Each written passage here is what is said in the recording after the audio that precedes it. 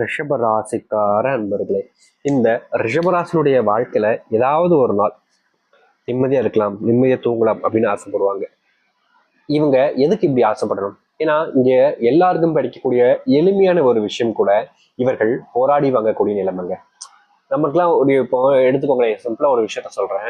இப்போ இவங்க ஒரு இடத்துக்கு வெளியே போயிருக்காங்க, சரிங்களா? அப்போ அந்த இடத்துல இவங்க போனதுக்கு காரணம் வேலை. இந்த வேலைக்காக வந்திருக்காங்க. இவங்க அந்த இடத்துக்கு வேலைக்கு போயிருக்கும் போது சில கொஸ்டின்கள் கேட்கப்படுது, மற்றவங்களுக்கும் அதுதான் கேட்கறாங்க.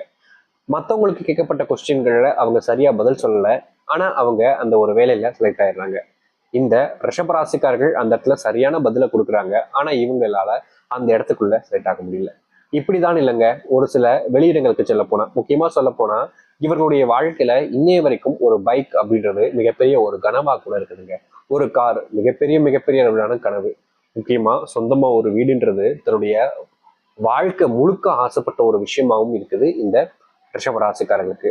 ஆனா இந்த ஒரு விஷயம் என்பது அதிகபட்சமா இங்க இருக்கக்கூடிய பல நபர்களுக்கு ரொம்ப எளிமையா கிடைச்சிடும். ஒரு பைக்கா இருக்கட்டும், அப்பா அம்மாட்ட கேட்டு வாங்கிடுவாங்க. ஒரு காரா இருக்கட்டும், இன்னும் கொஞ்சம் கஷ்டப்பட்டு வாங்கிடும். அப்பா அம்மாவை வீடு கட்டியிருப்பாங்க. அப்படி இல்லைன்னா அப்பா அம்மாவோட பணமும் இவர்கள் கொஞ்ச நாள் கஷ்டப்பட்ட பணத்தையும் சேர்த்து வீடும் கட்டிடுவாங்க. ஆனா இந்த ரிஷபராசிக்காரர்களுக்கு அப்படி கிடையாதுங்க. வீடு கட்டுவதும் இவர்களுடைய மொத்த பணத்துல தான். வண்டி வாங்கினாலும் இவருடைய மொத்த பணத்துல தான். ஒரு சின்னதா பைக் வாங்கினா கூட இவருடைய மொத்த பணம் தான். வீட்டுல யாராச்சும் உடம்பு சரியில்லாம போனாலும் இவருடைய பணத்தை வச்சுதான் சமாளிக்க வேண்டிய நிலைமைன்றது இருக்கு. ஏன்னா குடும்பத்துல அவ்வளவு பண கஷ்டம் இருக்குது, கடனையும் கொடுக்கணும், வீட்டையும் பார்த்துக்கணும் அப்படின்னு இந்த ரிஷபராசனுடைய மனம் அப்படி சொல்றதுன்னா மன உளைச்சல்ல ஒரு டிப்ரெஷன்ல போய் ரொம்ப கஷ்டப்படுறாங்கன்னு சொல்லணும். இவர்களுக்கு ஒரு விடிவு காலம் வராதா அப்படின்னு யோசிக்காத நாட்களே கிடையாது. அது மட்டும் இல்லைங்க, இந்த ரிஷபராசிக்காரர்கள் முக்கியமான ஒரு விஷயத்த மனசுக்குள்ள எப்பவுமே வச்சிருப்பாங்க. இன்னைக்கு தான் நம்முடைய கடைசி நாள், இன்னைக்கு நம்ம செத்துரும் அப்படின்ற மாதிரி தான் மனசுக்குள்ள ஒவ்வொரு நாளும் யோசிச்சுக்கிட்டு இருக்காங்க இந்த மாதிரி தப்பான யோசனைகள்ல. ஆனா இவங்களுடைய யோசனைகள் என்பது தவறாக இருந்தாலும் அவங்களுடைய வாழ்க்கையில அதை விட கஷ்டங்கள் பார்க்கும் பொழுது இது அவ்வளவா வழி இருக்காதுன்றது அவங்க நினைக்கிறாங்க. முக்கியமா சொல்ல போனா இந்த ரிஷபராசினுடைய வாழ்க்கையில இவங்களுடைய போராட்டங்கள் என்பது முடிவுக்கு வர்றதுக்கான காலங்கள் என்பது வந்துருச்சுன்னு தான் சொல்லணும். என்னங்க சாமி சொல்றீங்க, உண்மையாவா? நிஜமா தாங்க சொல்றேன். உங்க வாழ்க்கையில நீங்க உங்களுடைய அழிவுகளை நீங்க பார்த்திருப்பீங்க, ஆனா வளர்ச்சியை பார்த்திருக்க மாட்டீங்களா? அதை தான் நீங்க பார்க்க போறீங்க. இந்த ரிஷபராசினுடைய வாழ்க்கையில எவ்வளவோ நாட்கள் எத்தனையோ நபர்கள் ஏமாத்திருக்காங்க. மற்றவங்க முன்னாடி ஏமாந்துட்டு நின்றுட்டு வெக்கப்பட்டு கூடி குறுகி இருக்காங்க. முக்கியமா சொல்ல போனா இவருடைய வாழ்க்கையில சந்தோஷம் என்பது இல்லாம வெறும் கண்ணீர்களையும் துன்பங்களையும் மட்டுமே வச்சிருக்கக்கூடிய நபராகவும் இருந்தாங்க. ஆனா இனிதாங்க இந்த ரிஷபராசினுடைய வாழ்க்கையில அத்தனை விஷயங்களையும் மாற்றத்தை சந்திச்சு வாழ்க்கையில இதெல்லாம நம்மளுடைய வாழ்க்கை நடக்கும் அப்படின்ற மாதிரி இருக்கக்கூடிய பல விஷயங்கள் மாறி நடக்க போகுது. அப்படி என்னங்க நடக்க போகுது? எங்களுடைய வாழ்க்கையில என்னங்க பெருசா நடந்துட போகுது? தினமும் சண்டை சச்சரவு, கஷ்டம், பிரச்சனை, சாப்பாடுக்கு கஷ்டம் அப்படின்னு தானே இருக்க போறோம். இதுதானே எங்களுடைய வாழ்க்கை எதார்த்தம். இது எங்களுக்கே தெரியுமே, என்னங்க மாறும் அப்படின்னு நீங்க மனசுக்குள்ள யோசிச்சுக்கிட்டு தான் இருப்பீங்க இந்த ஒரு பதிவை பார்க்கும்போது. ஆனா கட்டாயமா உங்களுடைய வாழ்க்கை மாறப்போகுது. நான் சொல்லக்கூடிய விஷயங்கள் எல்லாமே அப்படி நடக்குங்க. முக்கியமா இதற்கு முன்பு நான் சொன்ன விஷயங்கள் எல்லா கஷ்டங்களும் உங்களுடைய வாழ்க்கை இருக்குல்ல, அப்போ இது நடக்குமா நடக்காதான்றது நீங்களே முடிவு பண்ணிக்கோங்க. சரி, இவர்களுடைய வாழ்க்கை எப்படி மாறப்போகுது? எந்த அளவுக்கு வாழ்க்கையில சந்தோஷத்தை பார்க்க போகிறார்கள்? எந்த அளவுக்கு வாழ்க்கையில கஷ்டங்கள் நீங்கி மகிழ்ச்சிகளையும் இவர்களுடைய வாழ்க்கையில ஆசைப்பட்ட ஒரு விஷயத்தையும் கொண்டு வரப்போகிறார்கள் என்பதை பற்றி நம்ம இந்த ஒரு பதிவுல தெளிவாக பார்ப்போம். அதற்கு முன் நம்முடைய சேனலுக்கு நீங்கள் ஒரு புதிய பார்வையால் இருக்கணும். இதுவரைக்கும் நம்ம சேனலை நீங்க சப்ஸ்கிரைப் பண்ணாமல் பார்க்கின்ற போதும் சேனலை மறக்காம சப்ஸ்கிரைப் பண்ணிக்கோங்க. ரிஷப ராசிக்கார அன்பர்களே, உங்க வாழ்க்கையில நீங்க செல்வ கடன், அதாவது செல்வத்தினுடைய கடன் பிரச்சனையினால சில மாதங்களாகவே உங்களை அறியாமலே நீங்க ரொம்ப கஷ்டப்பட்டுக்கிட்டு இருந்தீங்க. முக்கியமா இந்த கடனை ஏன்டா வாங்கணும், நம்ம வாங்காமலே இருந்திருக்கலாமே, தேவையில்லாம வாங்கிட்டோமே அப்படின்னு உங்களுடைய மனசுக்குள்ளேயே நீங்களே பல காலங்களாக வருத்தப்பட்டுக்கிட்டு இருக்கீங்களே. இப்படிப்பட்ட கடன் வாங்கிட்டு கொடுக்க முடியாம கஷ்டப்பட்டிருப்பீங்களே. அப்படிப்பட்ட கடன் பிரச்சனை என்பது முழுவதுமாக இனி வரக்கூடிய காலங்களில் தீரப்போகுது. இதற்கு முன்பு சில நாட்களாக சொல்லலாங்க, இந்த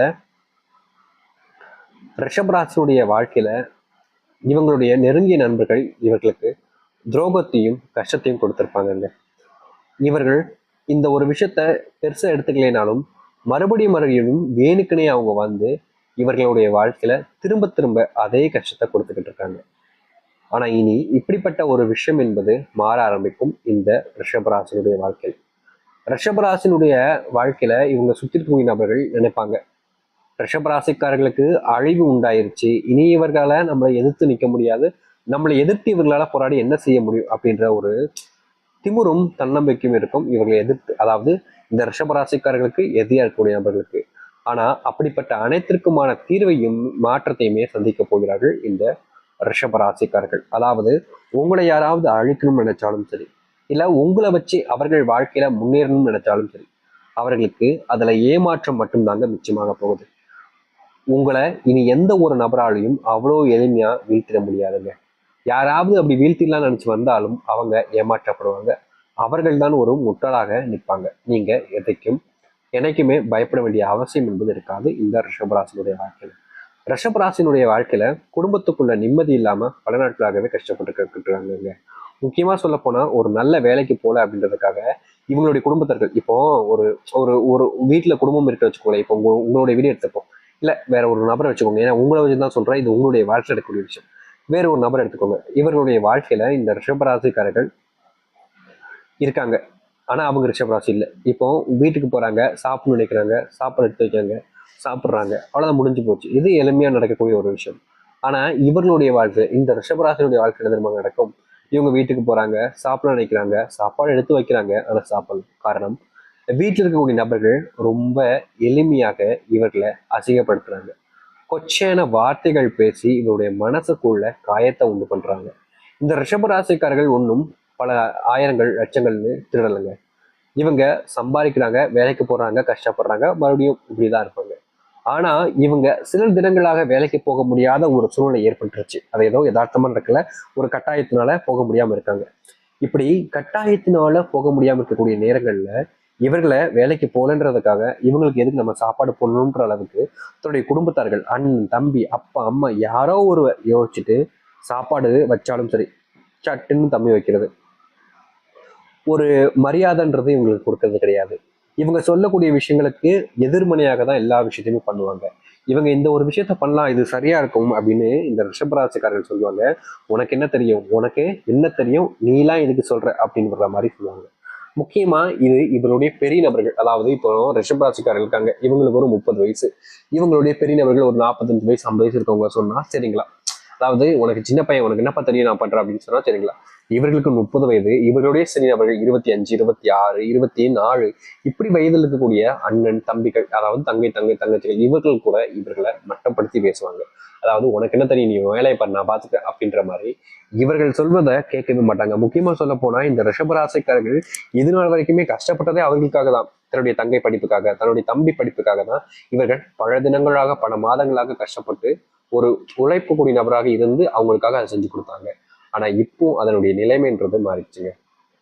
இவங்க இத்தனை நாள் கஷ்டப்பட்டு யாருக்காக அதெல்லாம் செஞ்சு கொடுத்தாங்களோ, யார் மேல ஆசை வச்சு யாருக்காக இதெல்லாம் செஞ்சு கொடுத்தாங்களோ அவர்களே இப்ப சொல்லக்கூடிய ஒரு விஷயம், உனக்கு என்ன தெரியும் அப்படின்னு காயப்படுத்திடுவாங்க.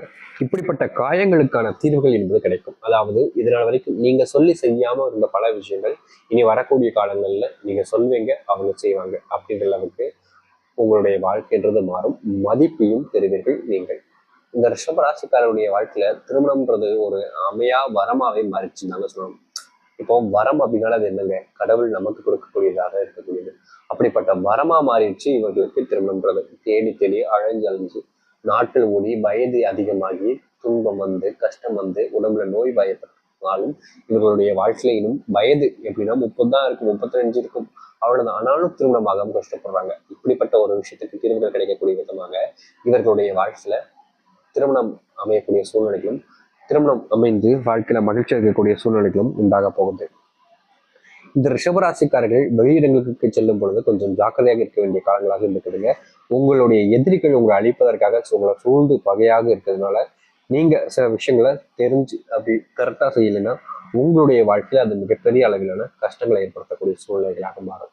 அதனால சில விஷயங்களை இந்த ரிஷபராசிக்காரர்கள் கண்டிப்பாக கட்டாயமாக கடைபிடிப்பதுன்றது நல்ல விஷயங்க.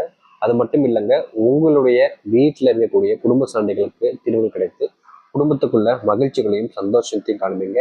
முக்கியமா திருமண வாழ்க்கையில பெருசா சந்தோஷம் இருந்திருக்காதுல்ல, அந்த சந்தோஷம் இனி வரக்கூடிய காலங்கள் கிடைக்கும். திருமணமாகாமல் கஷ்டப்பட்டாலும் அப்படிப்பட்ட ஒரு திருமண பாக்கியம் என்பது உங்களுக்கு கிடைக்க போகுது. தைரியமா இருக்கலாங்க. முந்தி நீங்க உங்களுடைய வாழ்க்கையில எவ்வளவோ விஷயங்கள்ல எத்தனையோ கஷ்டங்களையும் துன்பங்களையும் பார்த்திருக்கலாம். ஆனா இனி இந்த ரிஷபராசினுடைய வாழ்க்கையில அந்த துன்பங்களும் கஷ்டங்களுமே காணாமல் போய் மகிழ்ச்சியும் நல்லதையும் சந்திப்பீங்க, நல்லதே நடக்கும். ரிஷபராசினுடைய வாழ்க்கையில மிகவும் ஏற்றகலங்களாக இருக்க போகுது. நம்பிக்கையோடு காத்திருங்கள். தன்னம்பிக்கையோடு இருந்துவார்கள். நல்லதே நடக்கட்டும். நன்றி, வணக்கம்.